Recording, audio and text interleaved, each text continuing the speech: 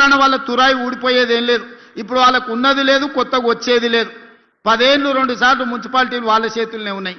మనకు రూపాయి కూడా రాలేదు, సిల్లి గవ్వ ఇయ్యలేదు. అందుకే ఈ మున్సిపాలిటీలలో మొత్తానికి మొత్తం మనోళ్ళే గెలవాలి. అప్పుడే అభివృద్ధి 100% సాధ్యం అవుతుంది. ఇంకా వాళ్ళు మాట్లాడుతున్నారు, ఈరోజు చంద్రశేఖరరావు చరిత్ర రేవంత్ రెడ్డి చేర్పేయాలనే ప్రయత్నం చేస్తురని. హరీష్ రావు, కేటీఆర్ గారు అన్నారు, చూసిండ్రు కదా. శుక్రాచార్యుడేమో ఫామ్ హౌజులు ఉన్నాడు, మారీచుడు సుబాహుడేమో ఊరూరు తిరుగుతున్నారు. గతంలో పురాణాలలో మీరు చూసిరు కదా, దేవతలు యజ్ఞాలు యాగాలు చేస్తే వాటిని భగ్నం చేయడానికి శుక్రాచార్యుడు మారీచుని సుబాహుడు అనే రాక్షసులను పంపించేటోళ్ళు. వాళ్ళు నెయ్యి పోసి యాగం చేస్తుంటే వాళ్ళు రక్తం మాంసాలు తీసుకొచ్చి దాంట్లో వేసేటోళ్ళు ఈ యజ్ఞాలు యాగాలను భగ్నం చేయనికే. ఇవాళ తెలంగాణలో కూడా మేము కష్టపడి అభివృద్ధి చేస్తుంటే ఈ మారీచుడు సుబాహుడు కాళ్ళల్లో కట్టెలు పెట్టి తిరిగే ప్రయత్నం చేస్తున్నారు, ఊరూరు తిరుగుతురు. మా తెలంగాణ జాతి పితకు చంద్రశేఖరరావు గారికి టెలిఫోన్ ట్యాపింగ్లో నోటీస్ ఇచ్చిరని నేను ఒక్క మాట అడగదలుచుకున్నా. ఎవరిని వదిలినరాయా మీరు? ప్రతిపక్ష నాయకులను వదలకపోతారు, జడ్జిలను వదలకపోతారు, జర్నలిస్టులను వదలకపోతారు, సినిమా తారలను వదలకపోతారు. ఆఖరికి పెళ్ళా మొగుడు మాట్లాడుకుంటుంటే కూడా వాళ్ళ చెవులలో వాళ్ళు మాట్లాడుకునేది నీకెందుకయ్యా వినేది? ఏమన్నా పొయ్యకాల ఏం రోగం అయ్యా అది? పెళ్ళా మొగుని కూడా మాట్లాడుకోనియరా? ఇంత చిల్లర పని చేసినప్పుడు నోటీస్ ఇవ్వకపోతే ఏం చేస్తారయ్యా? అసలు బేడీలేసి ఈడ్స్కి రావాలి. ఇంకా మన పోలీసు వాళ్ళు మంచోళ్ళు కాబట్టి నోటీస్ ఇచ్చి రమ్మంటే లేదు లేదు నేను ఫామ్ హౌస్లో ఉన్నా, దావతులు చేసుకుంటున్నా, మీరు ఆడికే రమ్మని అడిగారు. ఎవడన్నా తప్పు చేసినోడు రమ్మంటాడే? అయినా కూడా వయసును దృష్టిలో పెట్టుకొని బంజారాహిల్స్లో నీకు ఇల్లు ఉంది కదా, గాడికి రా నమోదు చేసుకుంటాం అంటే గట్లెట్లా పిలుస్తారని అడుగుతారు. ఇవాళ తప్పు చేసినోని అంగి పట్టి ఈడ్చుకొచ్చే చట్టం ఉంది మన దగ్గర. ఇవాళ ఆయన చరిత్రనంట నేను మొత్తం రూపుమాపే ప్రయత్నం చేస్తుండంట. హరీష్ రావు గారు, మీ మామ దొంగ పాస్పోర్ట్ల చరిత్ర నేను తూడిపినా పోతుందా? నీ పక్కలుండే ఆర్ఎస్ ప్రవీణ్ కుమారే చెప్పిండు, చంద్రశేఖరరావు మీద దొంగ నోట్ల కేసు చిక్కడపల్లి పోలీస్ స్టేషన్లు ఉందని. ఆనాడు ఎవరో ఒక నాయకుడు ఆయన ఎంబడి ఉండేట ఆయన దొంగ నోట్లలో దొరికితే చంద్రశేఖరరావు కూడా అందులోనే ముద్దాయి అని నేను అనలే, ఆర్ఎస్ ప్రవీణ్ కుమార్ అన్నాడు. దొంగ నోట్లు ముద్రించే మీ చరిత్ర నేను తూడుపుతే పోతుందా? దళితుని ముఖ్యమంత్రి చేస్తానని దగా చేసిన మీ చరిత్రను నేను చెరపాలన్నా జరుగుతుందా? దళితులకు 3 ఎకరాలు ఇస్తాన్న మీ హామీ నేను తూడు చేస్తే పోతుందా? డబుల్ బెడ్రూమ్ ఇల్లు ఇస్తాను పేదోళ్ళని చేసిన మోసానికి ఈరోజు నేను ఒకవేళ చెరపాలనుకున్న మీ చరిత్ర చెడిపోతుందా? ఇంటికో ఉద్యోగం ఇస్తామని తెలంగాణలో 1200 మంది బిడ్డలను పొట్టన పెట్టుకుంటువే, ఆ 1200 మంది శవాల మీద మీరు ఈ తెలంగాణ రాష్ట్రానికి ముఖ్యమంత్రి అయ్యి ద్రోహిగా చరిత్రలో నిలబడిపోయినరే.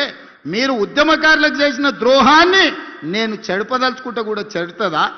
మీ చరిత్ర దొంగ పాస్పోర్ట్లు, మీ చరిత్ర దొంగ నోట్లు, మీ చరిత్ర దళితులను దగా చేసిన చరిత్ర, మీ చరిత్ర తెలంగాణ ఉద్యమకారులను దోకా చేసిన చరిత్ర. మీ చరిత్ర నేను చెరపదలుచుకున్నా చెరిగేదేనా అని నేను అడుగుతున్నా హరీష్ రావు గారిని. అందుకే మీ చరిత్రను ఎవ్వడు చెరపలేరు. శాశ్వతంగా తెలంగాణ ద్రోహిగా, పాపాల భైరవుడుగా తెలంగాణ ఉన్నంతకాలం చంద్రశేఖరరావు పాపాల భైరవుడు అని తెలంగాణ చరిత్రలో ఉంటుంది హరీష్ రావు గారు. దీన్ని ఎవ్వరు చెరపలేరు. ఇది తెలంగాణ సమాజానికి అంత తెలుసు. అందుకే నేను ఏం ప్రయత్నం చెయ్యా, మీ చరిత్రను కావాలంటే మా కార్యకర్తలకు చెప్పి గోడల మీద రాపిస్తా ఎప్పటికి ఉండేటట్టు. మా రామ్మోహన్ రెడ్డి గారు సూచన ఎత్తున పరిగెంత రాపిరు ఆయన పాస్పోర్ట్ల దందా, దొంగ నోట్ల దందా గురించి గోడల మీద రాపిస్తే కానీ వాళ్ళ గొప్పతనం ప్రజలకు తెలియదు. ఏదేమైనా స్క్రీన్ మీద మా అక్కలు ఉన్నారు. మా అక్కలను ఒకటే మాట అడగదలుచుకున్నా. ఆ ఎల్ల బతుకమ్మ చీరలు మీకు ఇచ్చిండ్రు, ఎన్నడన్నా కట్టుకున్నారా అక్క? తలుపు మూసన్న కట్టుకునే పరిస్థితి ఉండేనా? బతుకమ్మ చీర ఇయ్యాలి, తీసుకుపోయి పిట్టల్ని బెదిరియడానికి బాయికాడ కట్టేయాలి. అవునా? మనం వేసిన పంట మొక్కజొన్ననో అదో ఇదో ఉంటే పిట్టలు వాళ్ళకుంటే బెదిరియడానికి ఆడ అడ్డం కట్టేది. ఇవాళ మా అక్కలు ఇందిరమ్మ చీరిస్తే పాలపిట్టలాగా కట్టుకొని వచ్చారు. చీర అంటే గిట్లుండాలి. తమ్ముడు సారె పెడితే ఆ చీర కట్టుకొని అక్కలందరూ ఇవాళ ఆశీర్వదించడానికి వచ్చిండ్రు. నేను ఒక్కటే మాట చెప్పదలుచుకున్న, సవాలు విసిరదలుచుకున్నా. మేం రేషన్ కార్డులు ఇచ్చినోళ్ళు, మేం సన్నబియ్యం ఇచ్చినోళ్ళు, మా అక్కలు ఇవాళ ఆర్టీసీ బస్సులో రాష్ట్రమంతా ఉచితంగా ప్రయాణం చేస్తున్నారు. 2 ఏళ్లలో 9,000 కోట్ల రూపాయలు ఆర్టీసీలో ఉచిత బస్సుకి ఇవాళ ఖర్చు పెట్టినాం. యానాడు అమ్మగారింటికి పోవాలన్నా, అమ్మవారిని దర్శించుకోవాలన్నా, అనంత పద్మనాభ స్వామి దగ్గరికి పోవాలంటే కూడా ఇంటి ఆయన దగ్గర చేయి జాపాలి. ఆయన దసరాకు అడిగితే ఉగాది గోదుపో అంటే కడుపులో బాధతోని దుఃఖం పెట్టుకొని సరే ఇక మన పరిస్థితి బాగాలేదు సర్దుకోవాలని ఇవాళ ఇంటి ఆయన బాయి కాడుకోతే ఈ లోపల అమ్మగారిని పోయి చూసి అమ్మ ఎట్లుందో చూసుకొని మళ్ళీ వెనకకు వస్తున్నారు మా అక్కలు. ఆడ మా అక్కని అవుతుంది నిజమే అని. నిజమా కాదా అక్క? సెలవులు వస్తే పిల్లల్ని తీసుకొని గుడికి పోతున్నాం, అవునా? బడికాడు ఇడిచిపెట్టాలంటే బస్సులో పోతున్నాం.